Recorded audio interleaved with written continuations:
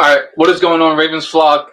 Joining you back here with another video, and we are going behind enemy lines, New England Patriots. So, obviously, the Ravens lose 42 to 38 to the Miami Dolphins. Heartbreaking loss, terrible. So many things that went absolutely wrong there in that fourth quarter, and then the New England Patriots beat the Pittsburgh Steelers 17 to 14. So a little bit of a chess match there, but um all in all, I think at this point, in this series, I want to make a shift. We the positional battles, like, they've already settled themselves out. You already know who's starting at certain positions. It's already like logged, whatever. So, kind of doing a little bit of a switch here. We're gonna, instead of having key positional battles, we're gonna have key matchups in the game, and I think that will be a beneficial feature to this series. So, without further ado, let's get into it. So in the offseason, the New England Patriots they lost Shaq Mason, J.C. Jackson, Kyle Van Noy, Ted Karras, and they lost their offensive coordinator Josh McDaniels. And they add Tyquan Thornton, Cole Strange, Devontae Parker, Mac Wilson, and Jabril Peppers. So obviously these departures, Shaq Mason's a huge loss, like one of the best guards in the league, top five without a doubt. J.C. Jackson, Maryland's finest, very good ball hawking corner. Very concerned on their cornerback group as a whole. I'm not super confident in it, but they let him go. They let him go to the Chargers. They lose Kyle Van Noy, more of a veteran presence. Not a huge deal. Ted Karras, same thing, veteran depth. And then they lose Josh McDaniels as the head coach to the Raiders. So, all in all, pretty big losses here. I mean, like, these are substantial players that are very good at their position, and it could lead to some regression. We'll see. They are 1-1 right now, but um, they do add Tyquan Thornton, very speedy wide receiver out of Baylor. I like him a lot. Maybe the second round might be a little bit high, but I had a third round grade on him, so you take him at the end of the second round, whatever. Cole Strange, they draft him in the end of the first round. I had a second round grade on him, so reaching a little bit, but whatever. They add Devontae Parker from the Dolphins. They add Mac Wilson, and they add, Drew Peppers. So all in all, it's a loss of an offseason, in my opinion. They lost more talent than they gained, but it's Bill Belichick. They'll figure it out, and they will get it rolling. So let's go into their injury report for this week. So um, they obviously have, that is the wrong camera view. They have Kyle Duggar and Jacoby Myers did not participate Wednesday and Thursday. That is huge. That is very important. Keep note of that if they do not participate Friday and Saturday. And then they have Von Gottschall, limited participation. Raekwon McMillan, limited. Jalen Mills, limited. And then they Adrian Phillips, also limited. So those are some very important, like, players in that defense. And those guys are out. Expect Mark Andrews to live and Isaiah Gligley to live over the middle of the field. But these are, this is a practice report. Who knows what comes Sunday on who starts? But this is the latest as of 11:40 on Thursday night. So let's get into the depth chart on offense. So you got Mac Jones. I'm not the biggest Mac Jones fan personally. I think that when it comes down to it, he's just like he's just another kind of like game managing quarterback. Um, you're not winning games because of him, but you're not losing games. We'll see. He could definitely take a next step up, so to say. But I'm not afraid of Mac Jones, is what I'm saying. Then you have this running back group: Damian Harris, Ramondre Stevenson, and Pierre Strong. Pretty good running back group. I like all these guys. All these guys are pretty good. They will be able to run the football, and I promise you that. And then you have Jacoby Myers, Devontae Parker, Kendrick Bourne, and then Tyquan Thornton is on IR. So decent wide receiver core. This is like a yak wide receiver core. They love targeting these guys over the middle of the field. So pretty okay. You're not feeling too weak about it, but you're also not feeling too great about it. They have their two tight ends, Jonnu Smith, Hunter Henry. Spent a lot of money to get these guys in the building. Um, so far, not really. They've really not been involved a lot from what I've seen on a statistical standpoint. But maybe they're using those guys more as blockers. Who knows? And then their front five on offensive line: Trent Brown, Cole Strange, David Andrews, Mike Owenahu, and Isaiah Wynn. So this is the best offensive line that we will face defensively probably this year unless Tampa's healthy. That's without a doubt. This is a very good starting five, and Cole Strange is a rookie, but he's good. David Andrews, very good center. Isaiah Wynn and Trent Brown, both very good tackles. Um, Very curious to see where this offensive line goes as the year goes on, but it's a good offensive line. The best tackle duo we faced easily, and going into the defensive depth chart, they have whoops.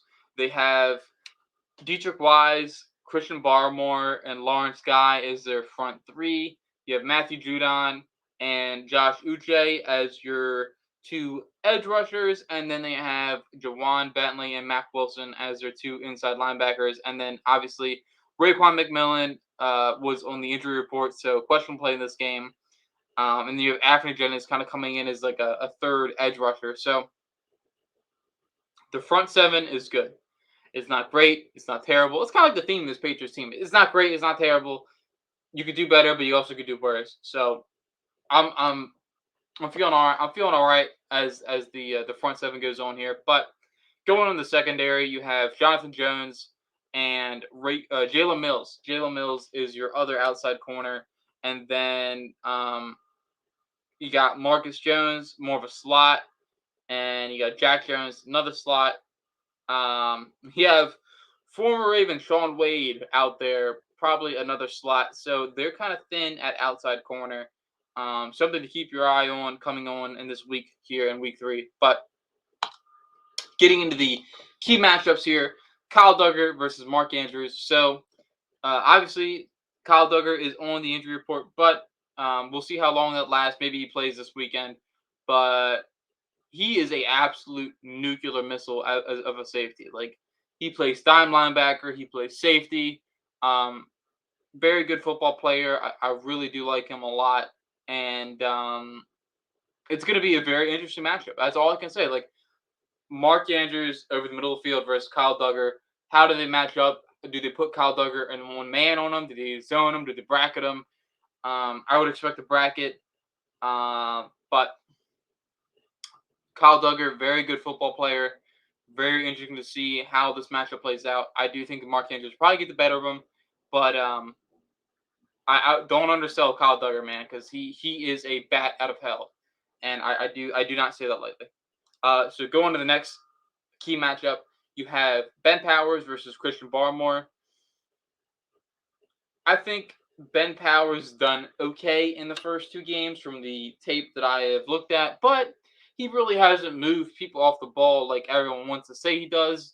And I think Barmore is a freakish like pass rusher as a defensive tackle. Like he's very good. I thought he was a first round talent easily that draft, and he went like in the second round to the Patriots. So huge, very good football player. Knows how to move, and this is gonna be a tough one for Ben Powers. I won't lie. I mean, Ben Powers played Quinn Williams. He played Christian Wilkins and those guys in Miami, Devon Gauchow. But this is another tough matchup, and I'll see. I'm very curious to see how they did the combination blocks with him and Linderbaum. But when all is said and done, this is another good football player, another huge matchup. How are they going to hold up in pass protection? I think that's my biggest question for Ben Powers has always been, how are you going to hold up in pass protection? And we will see. We really will see. I honestly, I think Barmore may get the better of him. But the edges versus the tackles. So obviously, like I stated before, this is the best tackle duo we've gone up against this whole season. You have the first week George Fant and Mitchell Schwartz. The second week Armstead and Greg Little, and then this week Isaiah Wynn and Trent Brown. Thinking ahead, you got Tristan Wirfs and Donovan Smith, but who knows how long Donovan Smith is out. Um, the other games, maybe the Saints, Penning and Ramczyk. But all in all, I do think this is the best tackle duo we'll probably go up against this season. And yeah, we talked about it a lot. We're kind of thin. We're kind of thin at outside linebacker. I mean, we bring in JPP today, which is great. I'm a huge JPP fan. I almost blew something up because we signed JPP, but it also says that we are a very thin outside linebacker. So I'm very curious to see how this matchup plays out. I don't know that we get the best of these guys. I'm gonna be honest with you. I don't think so. I like these are very good. These are very good offensive tackles here. So um, we can see, we can hope, we can pray, but at the end of the day, these guys are good. Trent Brown is good. Isaiah Wynn is good. So we're gonna need a lot of help on the defensive line to get after this quarterback. But the overview, obviously, like we just talked about, the tackle versus the edges. What's gonna happen? Are we gonna get pressure? Are these guys gonna get put out on islands? Like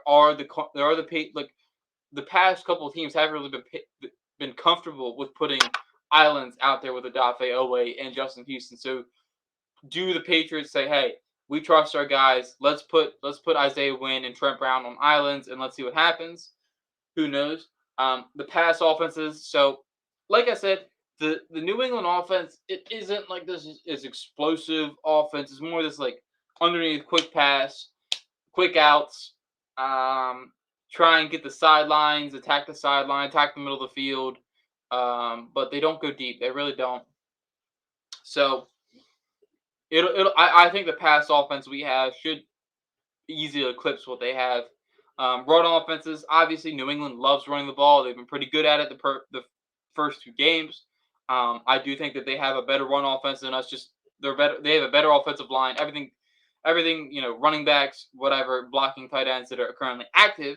Active. Let me say that very clearly. Um, so I do think they have a better run offense than us, and then mud match. So that means is New England going to try and drag us down in this like let's control the clock, let's run the football. They probably will. They will try their best to probably drag us down in that type of match. But there's like 2017, 24-21 type game where it's not this huge offensive explosion. Um, and I'm not if I'm Greg Roman, I'm not falling for it. I'm continuously passing the ball. I don't care how hard they try and drag us down the mud match. Um, Continuously just attack, attack, attack, and I don't care if they stop the run, just keep passing. It doesn't matter. And then of course the run game question mark for the Ravens. Um, you got to figure it out, man. You really do. I think you do have to start trying things like putting Ben Cleveland in a guard. You have to put Nick Boyle in a blocking tight end. But I just don't think I don't. It's not a huge concern for me right now. It really isn't. Maybe J.K. Dobbins gets a start this weekend. Who knows? But um, moving on, their schedule prediction. I had them at 9-8 this year. So starting out, they obviously beat Miami, and, Pittsburgh, and then you have the Packers on there.